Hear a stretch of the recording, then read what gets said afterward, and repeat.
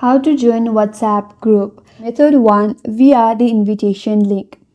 Someone in the group should share the group invitation link with you. You have to tap on the invitation link, and once you tap on it, the link will open in WhatsApp and you will see the group name and details. All you have to do is tap on Join Group button to become a member, and then you will be added in that group. Method number 2, by being added by admin. You can ask the group admin to add you directly to the group. The admin can add using your phone number. Once added, you will get a notification saying that you have been added to the group.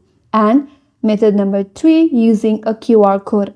If the group admin shares the QR code, you have to open up WhatsApp, tap on the three dot at the top right, and here tap on settings, then tap on the QR right here, then tap on scan code. Now, with the help of this scanner, you can scan the QR and you will be added to the group automatically.